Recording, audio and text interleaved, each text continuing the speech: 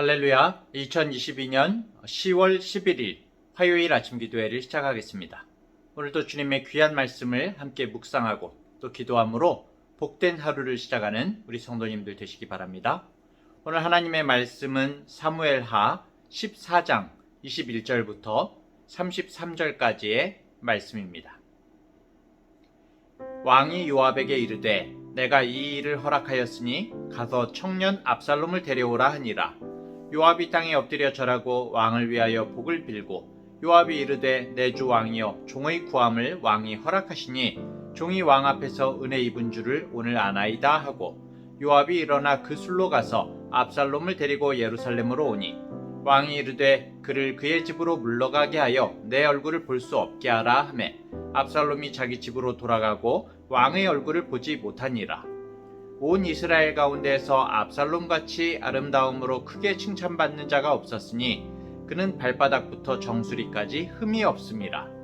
그의 머리털이 무거움으로 연말마다 깎았으며 그의 머리털을 깎을 때에 그것을 달아본즉 그의 머리털이 왕의 저울로 200세겔이었더라. 압살롬이 아들 셋과 딸 하나를 낳았는데 딸의 이름은 다말이라. 그는 얼굴이 아름다운 여자더라. 압살롬이 이태 동안 예루살렘에 있을 때 왕의 얼굴을 보지 못하였으므로 압살롬이 요압을 왕께 보내려 하여 압살롬이 요압에게 사람을 보내 부르되 그에게 오지 아니하고 또 다시 그에게 보내되 오지 아니하는지라. 압살롬이 자기의 종들에게 이르되 보라 요압의 밭이 내 밭 근처에 있고 거기 보리가 있으니 가서 불을 지르라 하니라. 압살롬의 종들이 그 밭에 불을 질렀더니 요압이 일어나 압살롬의 집으로 가서 그에게 이르되 어찌하여 네 종들이 내 밭에 불을 질렀느냐 하니 압살롬이 요압에게 대답하되 내가 일찍이 사람을 네게 보내 너를 이리로 오라고 청한 것은 내가 너를 왕께 보내 아뢰게 하기를 어찌하여 내가 그 술에서 돌아오게 되었나이까. 이때까지 거기에 있는 것이 내게 나으리이다 하려 함이로라. 이제는 네가 나로 하여금 왕의 얼굴을 볼 수 있게 하라. 내가 만일 죄가 있으면 왕이 나를 죽이시는 것이 옳으니라 하는지라. 요압이 왕께 나아가서 그에게 아뢰매 왕이 압살롬을 부르니 그가 왕께 나아가 그 앞에서 얼굴을 땅에 대어 그에게 절하매 왕이 압살롬과 입을 맞추니라. 아멘. 요압의 작전대로 생각대로 되어서 다윗은 요압을 시켜서 압살롬을 예루살렘으로 불러오게 합니다. 하지만 압살롬이 돌아왔다고 해서 다윗이 쉽게 압살롬의 얼굴을 마주할 수는 없었던 것 같습니다. 그렇겠죠. 압살롬이 머나먼 타국에 가 있는 것이 한편으로 측은하고 걱정이 되었었겠지만은 결국 다른 아들 암논을 죽인 이 압살롬을 향한 다윗의 마음이 쉽게 풀어질 수는 없는 것이었죠.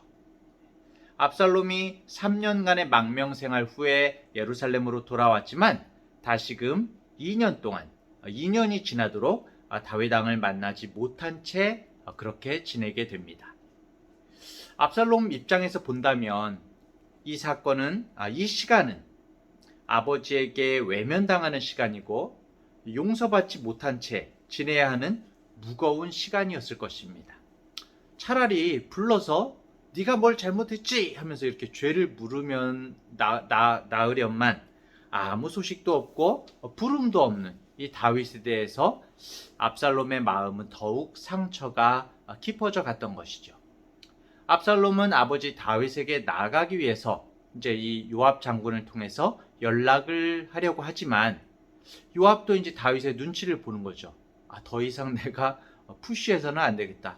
이렇게 더 이상의 진전을 이뤄내지 못하니까 결국 생각다 못한 압살롬은 요압 장군의 밭에다가 불을 지르게 됩니다. 이 사건을 따지러 온 요압에게 압살롬이 말하게 되죠. 이게 뭐냐? 차라리 망명 가서 있던 게 낫다. 어서 우리 아버지 다윗 왕이 나를 부르게 해라. 내가 잘못한 게 있으면 차라리 죄를 물으라고 해라. 이렇게 대놓고 이야기를 한 것이죠. 잘못에 대해서 벌을 받는 것보다 아버지 다윗 왕의 그 외면 속에서 불안한 상태로 계속 살아가는 것이 압살롬에게는 너무나도 힘든 일이었던 것입니다. 그래서 이제 차라리 죽음일지라도 죄의 대가를 받을 테니까 그렇게 피하지 말라는 것입니다. 아주 결연한 마음이죠. 오늘 본문을 통해서 우리는 이스라엘 역사 중에서 최고의 왕이었다고 하는 이 다윗 왕의 통치 이면을 볼 수가 있습니다. 다윗 왕은 결국 가장 중요한 가정에서의 사역에서는 아무래도 성공적이지 못했던 것입니다. 자녀들이 서로를 겁탈하고 또 죽이고 이런 와중에 다윗 왕은 이 벌어진 모든 사건들을 명확하게 판단하지도 않고 또 책임을 묻지도 못합니다. 이렇게 죄로 인한 잘못들에 대해서 명확한 어떤 책임과 판결이 이루어지지 않으면 과연 어떻게 될까요? 피해를 입은 사람은 억울함으로 화병도 나게 되고, 그쵸? 화병이 나게 되고 분노하게 되고 결국에는 이 마음속에 분노의 불씨가 점점 옮겨 붙어서 모든 다른 영역으로 옮겨가게 되는 것입니다. 모든 영역을 태워버리게 되는 것이죠. 압살롬의 마음속 이 불씨가 결국 나중에는 온 이스라엘을 불태우는 그런 계기가 되는 것입니다. 나중에는 어떻게 됩니까? 반란을 일으키게 되는 거죠. 이런 압살롬의 분노가 어디서 나왔다고요? 바로 억울함과 분노입니다. 사랑하는 누이 다말이 당한 폭력. 이 폭력이 다윗의 통치 아래에서 정의롭게 해결되지 못했습니다. 정의가 세워지지 않고 억울한 사람을 적당하게 넘어가게 하고 외면하는 그런 상황에서 억울한 자는 어떻게 될까요? 바로 스스로 복수를 생각하게 되는 거죠.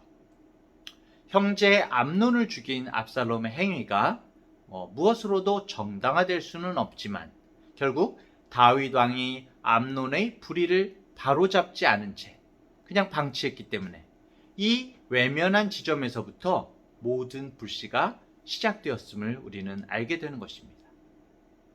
결국 어떠한 상황에서도 모든 일들을 그냥 덮어서는 안 되는 것입니다. 유야무야 그냥 넘어가서는 안 된다는 것이죠. 무조건 대충 좋은 게 좋은 거라고 넘어가서는 안 되는 것입니다. 모든 일들이 발생하고 모든 삶의 행간마다 정말 중요한 것은 우리가 하나님께 여쭤봐야 된다는 것입니다. 하나님께 물어야 됩니다. 다윗이 다른 영역에서는 어땠습니까? 크고 작은 전쟁을 할 때마다 다윗은 하나님의 뜻을 물었었습니다. 그런데 정작 아들들이 범죄했을 때는 하나님의 뜻을 묻지도 않았고 애써 그 순간을 그냥 넘기려고만 했습니다. 하나님의 공의는 염두에 두지도 않았습니다. 만약에 다른 사람이 이런 압살롬과 같은 일을 저질렀다면 다윗 왕은 과연 어떻게 했을까요? 어떻게 판결을 했을까요?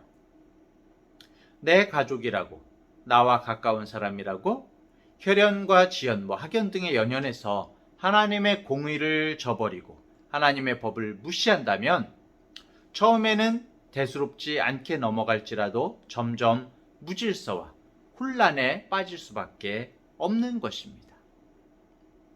사랑하는 대학교의 성도 여러분, 그리고 기도학생연합의 지체 여러분, 우리는 저마다 부르신 자리에서 오늘도 살아가고 있습니다. 마음을 쏟고 또 바쁘게 해야 할 일들이 정말 많지요. 하지만 혹시 내가 다윗과 같이 외면하고 있는 사람이 있는지, 덮어두고 있는 어떤 갈등은 없는지 한번 조용히 돌아보시기 바랍니다. 혹시 우리의 공동체와 또 가정과 이웃 가운데 불의와 그런 억울함 속에서 괴로워하는 그런 사람들이 있는지 가만히 살펴보시기 바랍니다. 우리가 살아가면서 정말 때로는 해결할 수 없는 일들, 해결할 길 없어 보이는 모든 상황들이 있어요. 너무나 대면하기 힘든 일들이 있습니다. 하지만 그럴지라도 이런 모든 상황과 마음을 하나님께 질문하면서 기도할 때에 정말 우리 하나님께서 합당한 길을 우리에게 보여주시는 것입니다. 무슨 일을 하든지 하나님의 뜻을 먼저 물으시기 바랍니다. 기도합시다. 기도하지 않으면 그리스도인으로서의 모든 삶, 영적 성장, 가정생활, 직장생활, 모든 일들에 대해서 우리는 실패할 수밖에 없습니다. 기도하는 사람이 지혜를 얻을 수 있고요. 또 기도하는 사람이 주님의 능력을 얻을 수가 있습니다. 기도하는 사람이 결국 하나님의 뜻을 이 땅에 실현하는 사람으로 쓰임받을 수가 있습니다.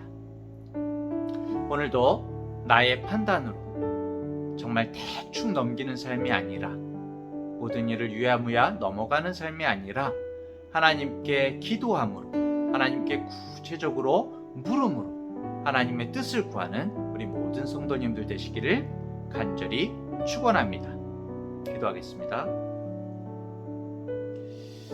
하나님 아버지, 저희들에게도 다윗처럼, 압살롬처럼 어려운 삶의 여정들이 다가올 때가 있습니다. 차마 정말 하나님께만 말씀드릴 수 있는 해묵은 그런 마음들이 있습니다. 시간이 지나도 풀어지지 않는 아픔과 어려움들이 있습니다. 주님, 이러한 모든 것들을 대충 넘기고 무시하고 넘어가는 것이 아니라 주님께 묻고 정말 기도하기를 원합니다. 주님께 묻고 주님의 음성을 구할 때 주님께서 우리의 마음을 고쳐주시고 보듬어 주시고 가장 좋은 길을 보여주시옵소서.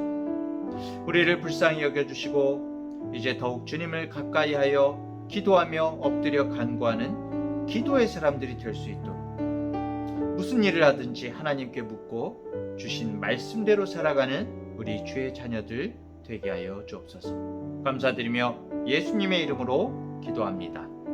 아멘.